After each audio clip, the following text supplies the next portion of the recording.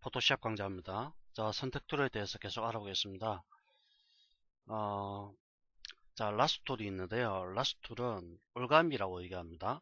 이 마우스를 클릭해서 드래그 한 다음에 마우스의 움직임에 따라서 특정 영역을 선택할 때 쓰는데요.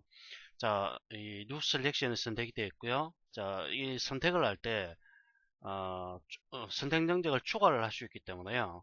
Add 셀렉션으로 선택을 하시는 게 좋습니다. 자, 그 다음에 클릭을 하시면서 클릭을 하시고 그냥 드래그 합니다. 드래그 하시는 동안에는 마우스를 그냥 놔 보셔도 되고요. 또는 클릭을 하시고 이렇게 드래그, 이렇게 마우스 움직임에 따라서 자연스럽게 선택이 되도록 이렇게 만들어 주는 건데, 물론 정확하게 선택하기는 어렵습니다. 자, 처음 시작 부분과 끝 부분을 이렇게 놓으시면은 선택 영역이 만들어진 걸 볼 수가 있죠. 라스 툴 같은 경우에는 어떤 마우스의 움직임에 따라서 자연스럽게 선택이 되기 때문에 정확한 어떤 선택 영역을 지정하는 것은 아닙니다. 그냥 이 대강적으로 이렇게 선택을 하신다고 보면 되고요. 자, 여기서 이렇게 마우스를 놓아버리시면은 첫 점부터 마지막까지 가는 부분을 선택을 할 수가 있는 거고요. 이렇게 끝까지 마우스를 드래그해서 첫 시작 부분과 끝 부분을 연결할 때 이렇게 전체가 다 포함이 되도록 만들어주는 겁니다. 그 다음에 폴리곤 라스트 툴인데요. 폴리곤 라스트 툴은 다각형 선택 툴이라고 합니다. 클릭을 한 다음에 드래그 합니다. 이런 식으로 드래그 하시면서 역시 클릭 클릭 클릭 클릭 클릭 다각형 형태로 이렇게 자연스럽게 선택이 되도록 이렇게 만들어 줍니다. 역시 이 다각형 라스트 툴 같은 경우에는 이 굴곡이 많은 물체를 선택하기엔 적합하지 않고요. 이 수평과 수직이 일정한 어떤 형태를 선택하고자 할 때 일반적으로 씁니다. 자, 이 건물을 하나 보도록 하겠습니다. 자, 이런 건물이 있을 때요. 현재 건물을 보면은 수직과 수평이 거의 일정하게 유지가 되고 있죠. 이런 경우에 라스터를, 그러니까 폴리곤 라스터를 사용하는 게 적합하다고 말씀드릴 수가 있습니다.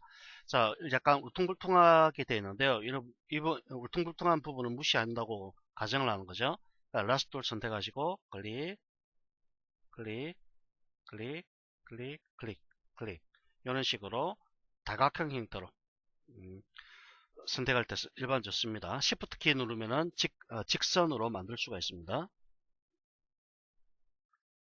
자, 마우스 스페이스바를 누르면은 손바닥 모양 변하죠. 이때 화면을 위아래로 움직이시면서 선택을 하시면 되겠습니다. 자, 이런 식으로 일정하게 수평과 수직 부분을 좀 더 정확하게 만들고자 할 때 쓰는 게 폴리곤 라스툴이 되어 있고요. 그 다음에 마그네틱 라스툴이라고 되어 있죠. 이거는 자석 올가미 툴이라고 합니다.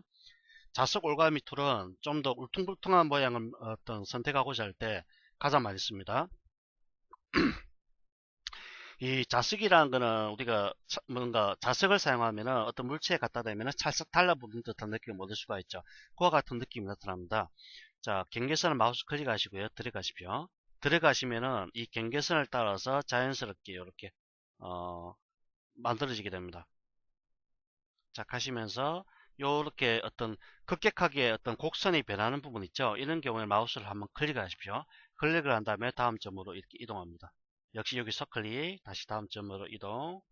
자, 이렇게 배경 색상과 이렇게 옷깃이 이걸 뭐라고 합니까?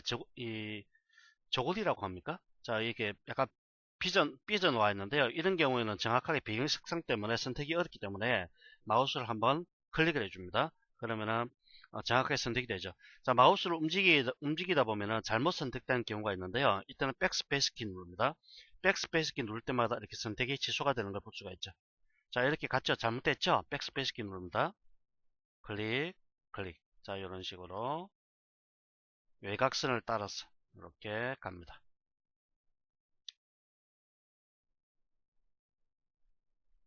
클릭. 첫 점과 끝점을 만나면은 클릭. 자, 이렇게 하면 선택 능력이 지정되는 거 볼 수가 있죠. 그 다음에 이 상태에서 보면은 안쪽 부분의 요 부분이 선택 영역에서 제외를 해야 되죠. 자, 이럴 때는 이 빼기 있죠, 빼기.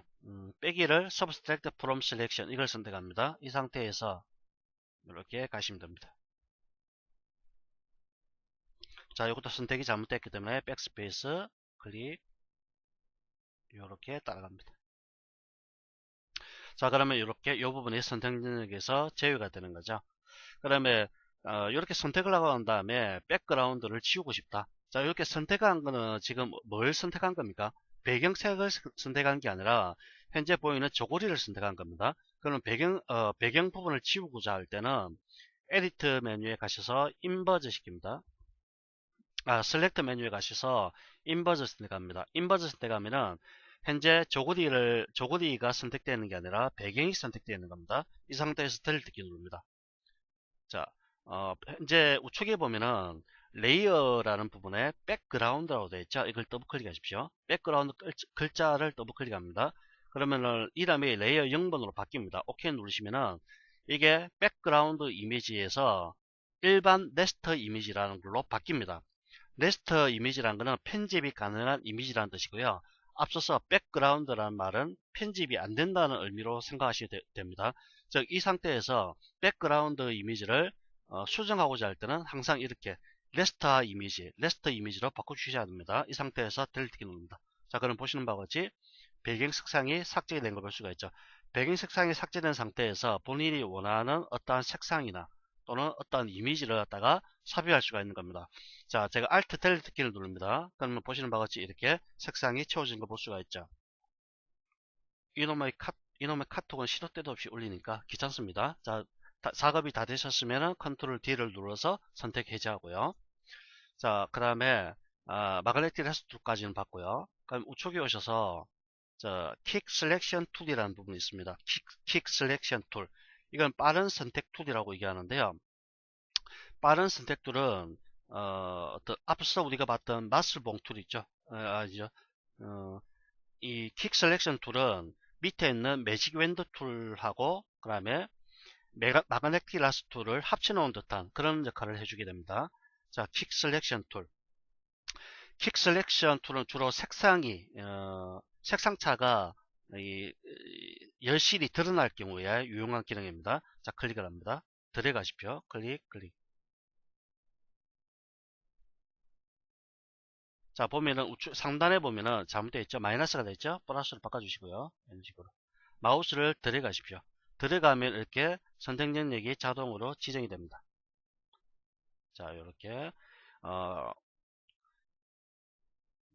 이 킥 셀렉션 툴은 일단 색상 차가 아주 크지 않을 경우, 그러니까 이렇게 지금 제가 색상을 연두색으로 바꿨는데요. 이 이유 자체가 색상 차를 극명하게 해서 좀 더 편하게 선택하기 위해서 바꾼 겁니다. 자, 마우스를 들어가시면 이런 식으로 색상 차에 의해서 선택이 되게 되죠. 그러면 안쪽 부분에 이렇게 선택하기 어렵죠. 이 경우에는 요 선택하고자 하는 사이즈 크기를 조절할 수가 있습니다. 자, 클릭하시면은 사이즈가 나옵니다. 사이즈가 9픽셀이라고 되어 있죠. 이 크기를 조금 줄이는 겁니다. 자, 이렇게 줄이시고 이 안쪽 부분에 충분히 들어가죠. 자, 크기를 크게 해보죠. 어떻습니까? 크기가 범위가 너무 넓어지죠.